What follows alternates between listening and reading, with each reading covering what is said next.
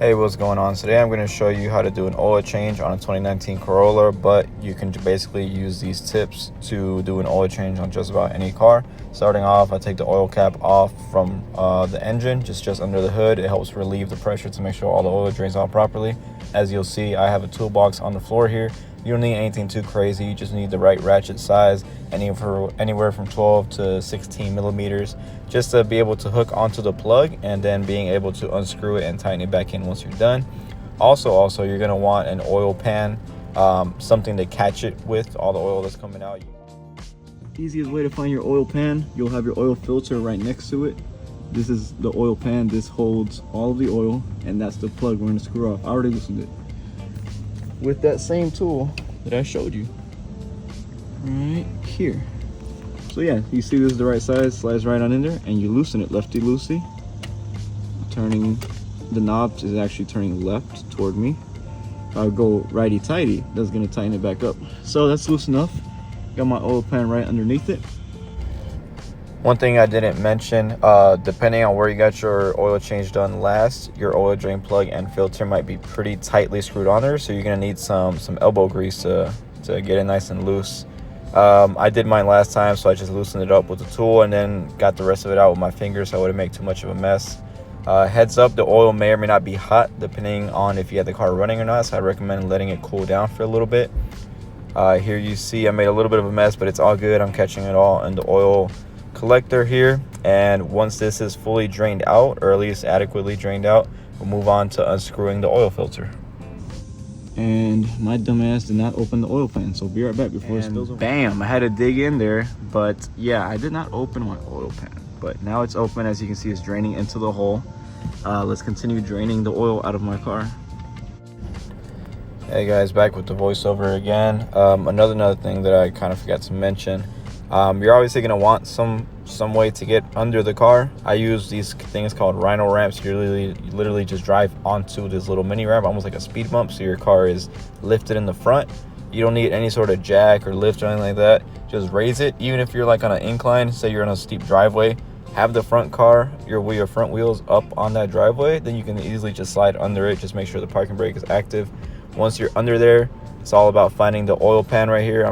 Mine is pretty centered. Most of them are pretty centered. Ladies and gentlemen, it is pretty much drained, right? It's not perfect. So putting the oil drain plug back in, obviously you're gonna use your fingers to get it as far in there as you can. Once you can't tighten it anymore with your hands or fingers, you go back with the ratchet, just tighten it up. Enough to where to where it's pretty secure, but you don't want to over tighten either, because you can fuck up the threading on it. Give it one last tightening. Now let's untighten the filter, which depending where you took it, should be able to take it off with your hand. However, there are special tools. It's not a special tool, it's more like just big ass pliers. Chomp down on it and you just grab it and twist it that way. So you might need to purchase that separately. However, I did my oil change last time myself, so I know I hand tightened it, which means I can hand untighten it. So lefty-loosey like I'm going right now. It is turning, so that's good. Tighter than I remember. I must have been stronger last time I tightened it. And there we go. It should be coming out. It's gonna make a mess again, so be careful with that. Wear some glasses, preferably gloves as well.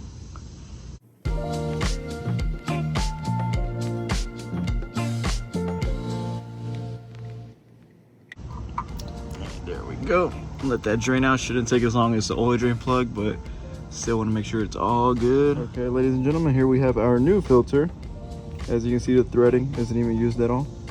I always advise, or I always do, get a little bit of the used oil you have already, get a little smudge on your finger, and just kind of go along the edges of it, just to help lubricate a tad bit so you don't damage the thread. And like I said, if it's too tight, it's actually a bad thing as well. So righty tighty this time.